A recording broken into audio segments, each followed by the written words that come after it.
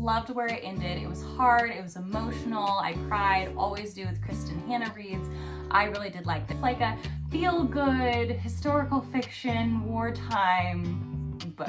Why are you not closer? Like, how far away are you if it takes you a 5-minute flight to get there? Just be slightly closer, okay? Please. This book was recommended to me by a coworker, and it was given with the disclaimer that it was going to be 80% genius and like 20% way crazy. Because of that, it doesn't get as kind of juicy or nitty-gritty as you want it to get.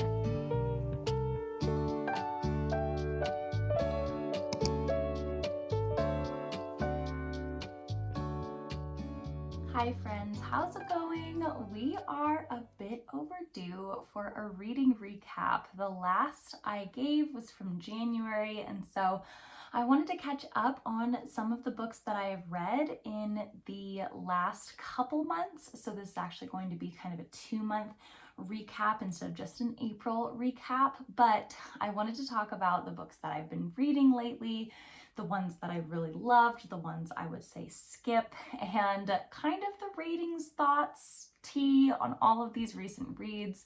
Now, I am a reader who hops around too many different categories, so if you are interested in hearing both about fantasy, fiction, nonfiction, I hop around a lot of different categories. So I will put the books that I am going to be touching on in the description below, so you can kind of scan those if there's anything that's interesting for you to hear about. We can skip to that section if you want. I will put the timestamp down there for you to do that, but I'm really excited to get into it. Let's talk about the books that I have read recently. Now, this year I have been working through the Throne of Glass series. I started last year, and so I am not slow going with it, but I am doing my best to get through some really, really lengthy books of hers. But Sarah J. Maas is an absolute legend in this space, and so I read The Assassin's Blade recently. The Assassin's Blade was super good, but not as strong as her others, mostly because it is designed as a collection of novellas that is meant to be a prequel to the series. Now, I was given the recommendation to read this fourth, so I had just read Heir of Fire, I think? Yes, Heir of Fire, it's on my bookshelf. I've just read Heir of Fire, and then I read Assassin's Blade. And so I was aware, spoilers in this section, I was aware of Sam's situation. I knew that he would end up dying the way that he did. And so I actually think that reading this first, even though, because I'm in Queen of Shadows now, so I'm learning kind of context behind, or like seeing more about how this connects to each other. So I haven't really put all the pieces together to see if this was really valuable to have fresh in my mind right before reading Queen of Shadows. So I don't have that context yet, but in terms of the emotionality of hearing about Sam and learning their story, I think I would have been way more rocked by that emotionally if I would have read this first. And because I read it fourth, I knew what happened. I wasn't as affected by it. It's still very, very tragic. Like, poor Sam. I'm so sad for him. It was good. Not great. I would say that it was around, because I kind of just struggled because you're hopping around to different stories, so isn't necessarily as engaging as the rest that's chronological, more or less. So I would put this at about a 3.5, and that is how I felt about Assassin's Blade. The next I read was a nonfiction audiobook, and it was for my work. I work as a digital marketing specialist for an agency that specializes in the hospitality industry a lot of the time. And so we read, as a strategy team, we read together this book, Unreasonable Hospitality. And Unreasonable Hospitality is by Will Guidara. I think that's how you say his last name. It was way more interesting than I thought it was going to be. It is about the restaurant industry and his own journey within it, within kind of restaurant management, going to ownership, what he learned along the way about hospitality, about going above and beyond, about not just being a restaurant with phenomenal food, but how can you make yourself, stand out above the rest to be a world famous restaurant. So it's kind of their story and evolution of this restaurant manager partnered with a chef and their restaurant in New York, and how that kind of came and rose through the ranks over the years. So I did not expect it to be as engaging as it was. It was very engaging. I found so many cool lessons to learn from this book. It was something that really stuck in my head. Some of the things that he said about a lot of the advice specifically that his dad gave him. I feel like his dad was so wise. He should have written his own book. But one of the things that sticks with me, even though I read this weeks ago, was adversity is a terrible thing to waste. And that quote is just cemented in my mind. Basically, the context of that is that as you face adversity, you don't want to waste it. You want to use it to learn, to grow, to build, to improve your processes and what you're doing. Basically looking at it as like a glass half full, as an opportunity rather than as a setback. So really love that. There's so many little gems and little nuggets in there. So I actually rate this one pretty highly. I put it at a 4.25 out of 5 stars, and I really enjoyed Unreasonable Hospitality. I was in the restaurant industry when I was in college. I worked as a food runner, so I kind of understood that just a little bit being within that industry, but you could totally pick this up with no connection to the restaurant or hospitality industry. And if you're in a even remotely adjacent field, I feel like it could provide a lot of value to you. The next book I read, I also read as an audiobook. It was The Brothers Hawthorne, which is the 4th in the series. And I did not enjoy this as much as the other 3. I was almost even debating not reading it because the 3rd one felt like it capped off so cleanly. And I feel like there wasn't necessarily much need for a 4th. It was kind of hard for me to follow too, because it's definitely YA.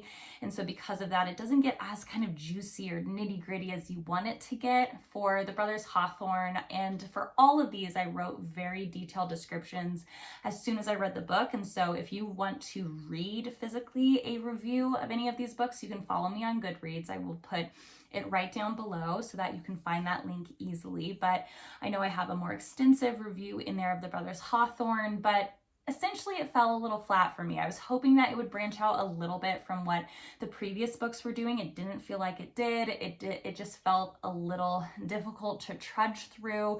It wasn't as exciting. I didn't get as much character growth as I was hoping to get from the stories of Jameson and Grayson. I was kind of just hoping to see that grow more. I feel like there's this kind of undercurrent of a spark between Avery and Grayson, and I was kind of team Avery and Grayson this whole time, and I was hoping that it would kind of go that direction, but instead it doesn't at all in this 4th book. And so it just kind of fell flat for me. I was hoping that it would get a little bit more juicy. It doesn't at all. It stays a very, very YA still, and it just doesn't develop the characters like I wanted to see them developed. And so I rated this one a 3.25 stars. So the next book I read was Magic Hour by Kristen Hanna. I loved this book. Definitely reviews are kind of mixed when you look them up, but I really, really enjoyed it. There were some kind of off things just in terms of, the pacing is a bit slow. It could have been a bit faster at the jump to get through. It's definitely an earlier work, so it isn't as brilliant as some of her more recent works, but it is such a unique story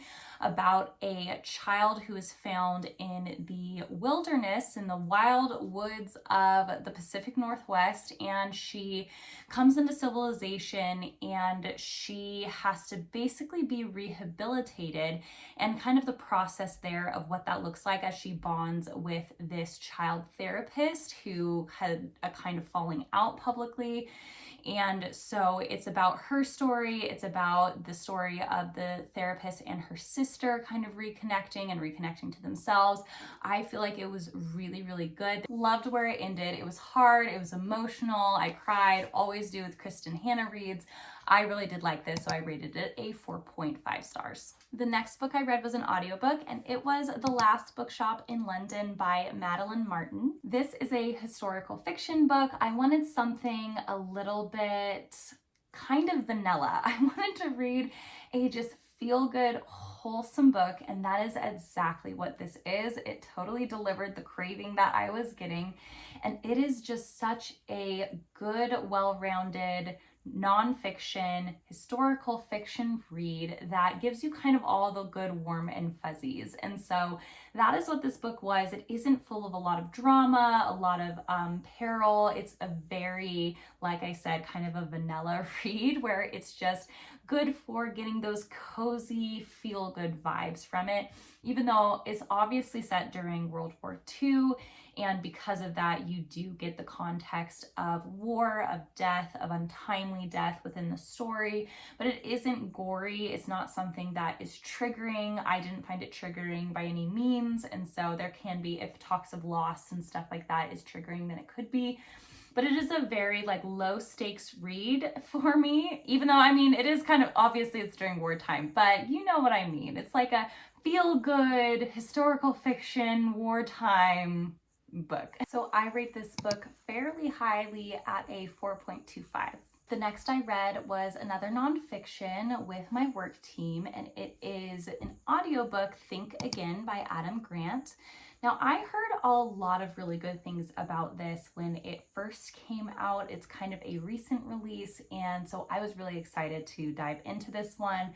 However, this one did fall super, super flat for me. I feel like the initial lesson, if you will, from this book of questioning your assumptions, of diving back in and questioning what it is you believe, having healthy debates around things, and welcoming debate, welcoming being wrong, finding joy in being wrong, all of that is really valuable, and so that should not be discounted whatsoever. However, I feel like the book was lacking a lot of meat, a lot of how-tos, a lot of application. How do we actually question our assumptions? When do we do that? What triggers should we look out for? How do we use this in a conflict resolution case? How can we use this to talk more healthfully? I just feel like there was no how in it.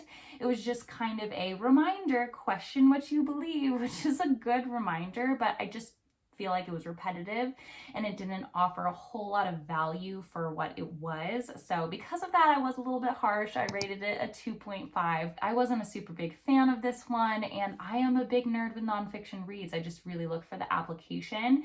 When I get excited about an idea, I want to know, okay, how can I use this? And I don't feel like that question was answered. How can I use it? I feel like I was left asking that question. The next book I read was Iron Flame, and so this was a big one. This one took me a little bit to get through, and it obviously was very interesting, very intriguing, but it's what, 600 plus pages? Fantasy books can be this way, which is what I love about them, but also struggle with them, is that they can be so long. So you do really dive into the story. You feel like you're part of it. You feel like you're with the characters. You feel so invested. But when it comes to reading things quickly, it can be hard if you're not a super fast physical reader. I feel like I'm a fairly slow physical reader. Even though I enjoy reading, I feel like I'm kind of slow at it. And so I can really get stuck on a fantasy read if it's super chunky, because it just takes me a while to get through it. But finally got through it, loved it. It was so good. There were a few things that I was just bothered with by this book, and I feel like it was consistent with the first one. Things like Violet, why is she always seeming angry and irritated at everything? Why is she being impulsive? Why is she jumping into things with no thought to the consequences of her decisions, and she's pulling people along with her where their lives are at stake? And why is she having random shoulder pain at different intervals? I feel like that was so random and strange that is just integrated. Like her joint issues just feels like it was unnecessary. I feel like having her not trained for the writer's quadrant, having her preparing to be a scribe, and having her being petite and small, that's enough of a disadvantage. Like, we don't have to paint this massive underdog story about all the ways that she's overcoming, because I think she's already overcoming a lot just in that profile picture. So anyways, I did have a little bit of issues with how that was kind of portrayed, with the circular arguments between her and Xaden, and between the many scenes that seemed to happen with her and Taryn, where he was like a 5-minute flight away from whatever perilous situation she was going through. I'm like, Taryn, why are you not closer? Like, if she is literally going through something that could seem life or death, which oftentimes she's entering into things that could seem life or death, and you're the fastest dragon flyer in the nest or whatever it is, why are you not closer? Like, how far away are you if it takes you a 5-minute flight to get there? Just be slightly closer, okay? Please. Other than those like little funky details, I think the strength of the plot can drive it way higher in the rating system, and so for me, I give it a 4.5. The next book I read, and the last of this recap, was another nonfiction audiobook. It is The Big Leap by Gay Hendricks. Now, this book was recommended to me by a coworker, and it was given with the disclaimer that it was going to be 80% genius and like 20% way crazy. And so this man does have some very interesting revelations that he has about where this thing that he calls the upper limit problem. So it's essentially the book, and I can kind of recap it for you if you don't want to read the whole thing, but the book essentially says that there is an upper limit problem that everyone has. There's a limit at which we can't really allow ourselves to feel more joy than this, to reach a higher height than this. We have this like comfortability, comfort zone height of happiness, of joy, of contentment. Once we reach that limit, we will do things to kind of self-sabotage ourselves, most of the time unconsciously. And so we kind of unconsciously sabotage ourselves when we feel as though we have reached our upper limit. Now, this did give me a lot of language around the fact that I personally have never felt afraid to fail. But what I have felt, which was hard to put into words, was almost like I was afraid to succeed. Like I didn't know how I was going to support more responsibility than I have, more financial responsibility than I have, more notoriety than I currently have. And so there was almost this kind of fear of success. And I feel like that verbiage is describing this upper limit problem. And so I could see where I've maybe self-sabotaged myself, not allowed myself to be as successful as I could have been in different areas if I would have just stayed consistent and applied. So I found reasons and excuses to not apply myself or to, start a new project rather than finishing one. So I feel like it is really helpful in that respect. But there are some weird elements, such as he attributes a lot of like illnesses to a potential upper limit problem. Not saying that every limit and every illness is, but he's saying that that can play a part into it, which is a little bit bizarre. And essentially the part about taking like 100% accountability, he was talking about like two people in conflict both need to take 100% accountability for that conflict, which is interesting. But then he used the example of a parent taking 100% accountability for their child's addiction. And the child also needs to take 100% accountability for it, but until they both take 100% accountability, then the issue can't be solved. And so I kind of see that where it would be in a marriage sense, it would make sense. Like, if you're in an equal relationship with someone and you're having a disagreement, each party needs to take 100% responsibility. I see that, but when it comes to something like a parent-child relationship and an addiction, that just felt, I couldn't really justify why that would be a thought process, and it seems like it can lead to a lot of really unhealthy behavior, a lot of potential ways where you can just like put responsibility on yourself for things that you're actually not responsible for, and it definitely doesn't really accept the fact that we live in a world that sometimes is randomly tragic. And so I feel like it was a really like strange and off-putting read for that in that sense. And so it is kind of part brilliant, part crazy. I would break up the dispersion of that more to a 50-50 than an 80-20, but I would give this as a result about a 3-star rating. Okay, in terms of books that I am currently reading, I am in the process of reading Queen of Shadows. As you can see, I'm at about page 70 or so of Queen of Shadows. I'm also listening to another audiobook with my work team. The Creative Act is what we're listening to right now together. It's very interesting, kind of poetic, definitely kind of coffee table book material, but there are some really interesting things in there about creative minds and how they work, and so I am enjoying that. And then the other book that I'm reading is also an audiobook. It is called Big Little Lies, and it is by Leanne Moriarty. And that is very interesting so far. I feel like I may enjoy this better if I would have read it physically, because the audiobook's narration is very English. It's very like high in acting, and so it is interesting to listen to the audiobook. So I am only about 10% of the way through, so I will give you an update when I'm a little bit further through, probably in a recap video in the future. Okay, so that is the recap of what I have read recently. I would love to hear your thoughts or feelings or opinions on any of these books or reads. Please do comment them down below and we can talk books. But thank you so much for watching this video. It means so much to me that you did. If you liked it, please remember to give it a little thumbs up and to subscribe to my channel for content that might be similar to this in the future. I cannot wait to catch you on the next video. Bye, friends.